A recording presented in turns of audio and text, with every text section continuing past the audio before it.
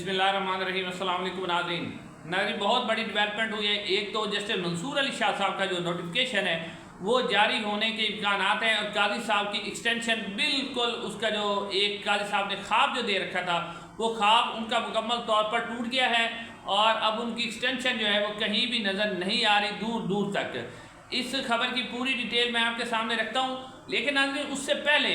अली अमीन गंडापुर साहब की जो कहानी थी जो उन्होंने केपी असम्बली के अंदर सुनाई थी, उसके अंदर एक बहुत बड़ा ट्विस्ट आया है, एक बहुत बड़ा इंकशाफ हुआ है। और वो इंकशाफ ये हुआ है कि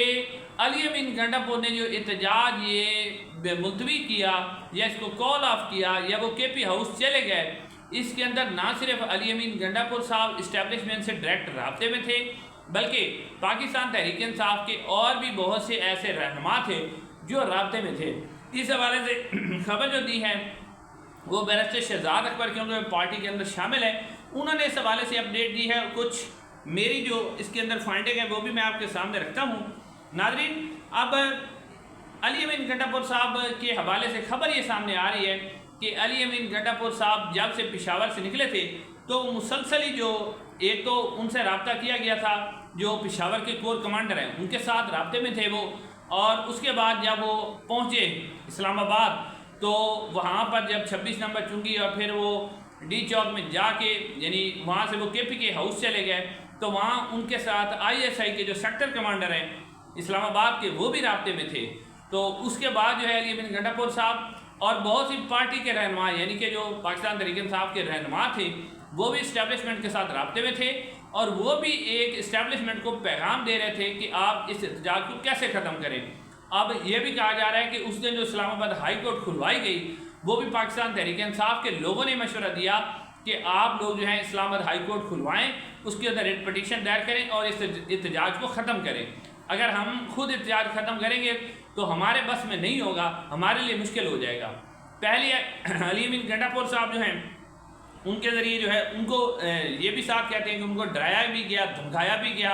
और उन्हें कहा गया कि हम सीधी गोलियां भी चलाएंगे। फिर इसी तरह जब ये अली अमीन गंडापुर साहब गए केपी के हाउस के अंदर तो वहाँ से फिर उनको ISI के जो एक कोसार सेक्टर है उसके अंदर ले जाया गया, और बाकायदा तौर पर पाकिस्तान तहरीक इंसाफ की लीडरशिप इसके अंदर वो पता था, उन्हें सारा कुछ उन्हें मालूम था। और आपको याद होगा कि केपी के असम्बली का इजलास जो कि 2 बजे होना था उसे डिले किया गया और डिले ही करते गए।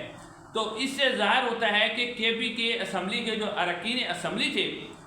वो भी ऑन बोर्ड थे, उन्हें भी पता था कि क्या कुछ हो रहा है, सारा कुछ वो भी ऑन बोर्ड थे। फिर उसके बाद अब ये भी कहा जाता है कि अली अमीन गंडापुर साहब जब वापस आए तो उन्होंने कोर कमांडर पेशावर से मुलाकात की, वहाँ पर ये उनको लंच करवाया गया, और लंच करवाने के बाद अली अमीन गंडापुर साहब को डायरेक्ट जो है वो सीधा ही असम्बली पहुँचा दिया गया। और उसके बाद आपने देखा कि PTI के जो अरकान असम्बली हैं उन्होंने अली अमीन गंडापुर साहब को खराज तहसीन भी बाद में पेश किया। तो अब इससे जो खबर सामने आ रही है, एक तो अली अमीन गंडापुर साहब ऑन बोर्ड थे,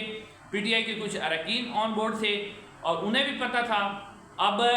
इसके अंदर से आप 2 नतीजे निकाल सकते हैं। एक तो ये हो सकता है कि आपने देखा कि अलकादर और तोशा खाना केस की समाअत मुलतवी कर दी गई SCO का बहाना बना के 19 से 21 अक्टूबर तक, एक 19 और दूसरा 21 को,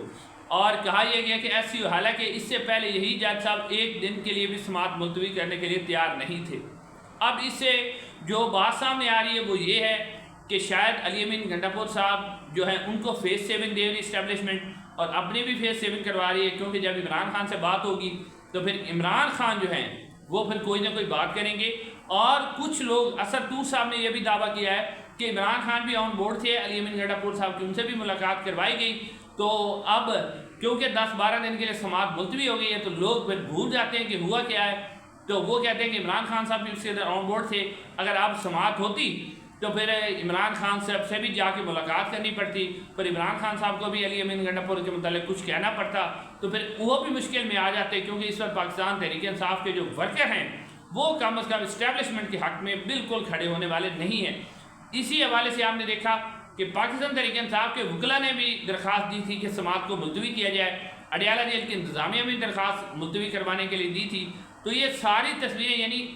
इमरान खान के वकला का भी मुलतवी करवाने के लिए दरख्वास्त देना, اڈیالہ جیل سے بھی اور محکمہ داخلہ پنجاب کی طرف سے بھی لیٹر آنا کہ سماعت ملتوی ہو جائے، عمران خان کوئی بیان نہ دے سکے، تو یہ ساری چیزیں ظاہر کرتی ہیں کہ کہیں نہ کہیں پی ٹی آئی کے اندر کوئی نہ کوئی کمپرومائز چل رہا ہے۔ اب وہ کس طرح ہے، کیسے ہوگا، یہ بات صاحب، لیکن دوسری طرف پی ٹی آئی کے خلاف کارروائیاں بھی اسی طرح جاری ہیں۔ علیمہ خان، عظمیٰ خان صاحبہ کا جسمانی ریمانڈ دے دیا گیا ہے، اس کے علاوہ لیکن پنجاب میں سے پی ٹی آئی کے کچھ اراکین کو رہا بھی کیا گیا ہے۔ تو یہ سارا سلسلہ چل رہا ہے، ابھی مزید خبریں سامنے آئیں گی۔ اب اسی کے ساتھ جو کہا جا رہا ہے کہ پی ٹی آئی کا احتجاج کامیاب ہوا ہے، وہ یہ ہے کہ اس وقت جو شہر اقتدار کے اندر جو آئینی ترمیم تھی وہ فی الحال روک دی گئی ہے۔ یعنی یہ کنفرم خبر ملی ہے کہ آئینی ترمیم جو ہیں اب ایس سی او کے اجلاس کے بعد ہوں گی، یعنی 15 اکتوبر کے بعد ہی جو آئینی ترمیم ہوں گی۔ اور اس حوالے سے جو کچھ لوگ ہیں یعنی کہ جو دعویٰ کر رہے ہیں کہ کل جو میٹنگ ہوئی تھی مولانا فضل الرحمان، آصف علی زرداری، بلاول بھٹو، اس کے درمیان نواز شریف صاحب جو ہیں وہ بار بار مولانا فضل الرحمان صاحب کو یہ ریکویسٹ کرتے رہے کہ آپ مہربانی کریں اور قاضی فیض عیسیٰ صاحب کی ایکسٹینشن پر ہمارا ساتھ دیں، لیکن مولانا فضل الرحمان صاحب نے واضح طور پہ انہیں کہا کہ ہم جو ہیں دوسری جو آئینی ترمیم ہے آپ کی، جس میں آئینی عدالت کا قیام ہے یا اور کچھ ترمیم ہیں، ان کے اوپر میں آپ کے ساتھ بات کر سکتا ہوں، لیکن قاضی کو کسی صورت بھی میں قبول نہیں کروں گا۔ مولانا نے کیٹاگوریکلی جواب دے دیا اور اس کی وجوہات بتائی جا رہی۔ ایک تو جنرل عاصم منیر صاحب، وہ یعنی یہ بتایا جا رہا ہے کہ جنرل عاصم منیر صاحب قاضی صاحب کو نہیں جانتے، کیونکہ قاضی صاحب کے جو ایک تو قریبی تعلقات ہیں نواز شریف صاحب کے ساتھ، یعنی کل کو اگر نواز شریف صاحب کو رگڑا لگانا پڑے تو بیچ میں قاضی صاحب آئیں گے، تو جنرل عاصم منیر صاحب بھی نہیں چاہتے کہ قاضی صاحب کی ایکسٹینشن ہو۔ اور اس کی بنیادی آپ کو وجہ بھی سمجھ آئے گی کہ جو وکلا کنونشن ہوا تھا، آپ نے دیکھا تھا کہ وکلا کس طرح نکل کے سامنے آئے، اور وہ وکلا جن کا تعلق نون لیگ سے بھی تھا،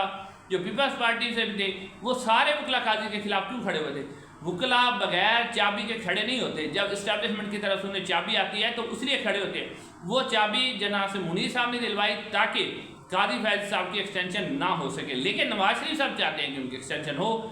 اب عاصم منیر صاحب بھی نہیں چاہتے، وکلا کو کھڑا کیا گیا، علماء کھڑے ہوئے، یہ سارا کچھ جو ہے نا ایک پلان کے تحت ہو رہا ہے۔ قاضی صاحب کو ایکسٹینشن اسٹیبلشمنٹ بھی نہیں دینا چاہ رہی، بالکل نہیں دینا چاہ رہی۔ دوسری طرف مولانا فضل الرحمان صاحب بھی نہیں دینا چاہ رہے ہیں، اور مولانا فضل الرحمان صاحب جو وجوہات بیان کر رہے ہیں وہ کہتے ہیں کہ اسلامک یونیورسٹی کا ایک اجلاس ہوا تھا کچھ پچھلے سال، گزشتہ سال، اس کے اندر کچھ سعودی افیشل بھی موجود تھے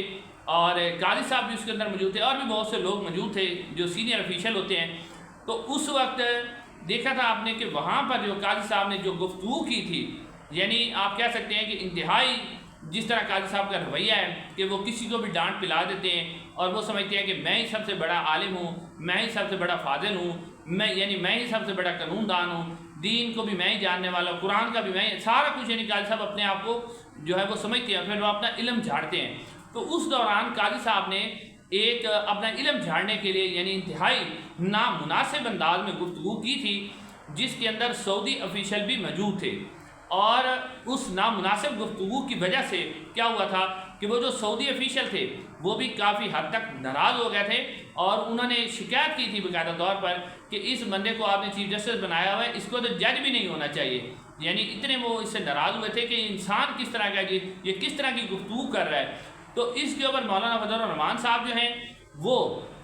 ان کے، کیونکہ آپ کو پتہ ہے کہ سعودی عرب کے ساتھ ذاتی تعلقات ہیں، تو سعودی افیشل نے بھی مولانا فضل الرحمان صاحب کو کہا کہ یہ بندہ ہمیں قابل قبول نہیں ہے، تو مولانا فضل الرحمان صاحب قاضی صاحب کی ایکسٹینشن پر کسی صورت بھی ماننے کے لیے تیار نہیں ہے۔ لیکن ہم نواز شریف صاحب کیوں چاہتے ہیں؟ نواز شریف صاحب اس لیے چاہتے ہیں کہ قاضی فیض صاحب کی ایک ذاتی دشمنی ہے عمران خان کے ساتھ، وہ ریفرنس کی وجہ سے آپ نے دیکھا ہی ہے کہ پی ٹی آئی کے جتنے بھی کیسز آئے ہیں، قاضی صاحب نے عمران خان اور پی ٹی آئی کو رگڑا لگایا ہے۔ اب نواز شریف صاحب چاہتے ہیں کہ کل کو اگر میرے اوپر کوئی مشکل وقت آتا ہے تو کیونکہ عمران خان کو انہوں نے باہر آنے نہیں دینا، اور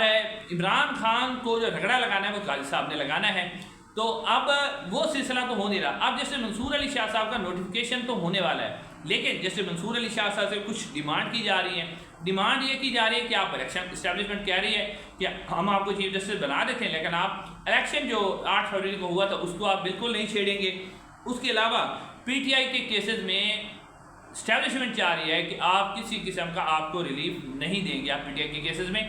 پی ٹی آئی کو عمران خان کو کوئی ریلیف نہیں دیں گے۔ اس کے علاوہ کہتے ہیں کہ اسلام آباد ہائی کورٹ کے ججز کی سپورٹ میں آپ نہیں کھڑے ہوں گے. ہم نے اسلام آباد ہائی کورٹ کے ججز کو جو ہے ان کو فکس کرنا ہے, ان کو ہم نے سبق سکھانا ہے. لہٰذا آپ جو ہیں جیسے منصور علی شاہ صاحب, ہم آپ کا نوٹیفیکیشن کر دیتے ہیں, لیکن اب ہم اس جو ہے وہ اس چیز کی آپ ہمیں گارنٹی دیں. آپ جیسے منصور علی شاہ صاحب اس کے اوپر کیا رد عمل دیتے ہیں یہ تو آنے والا وقت ہی بتائے گا. انشاءاللہ اگلی ویڈیو میں ملاقات ہوگی. السلام علیکم.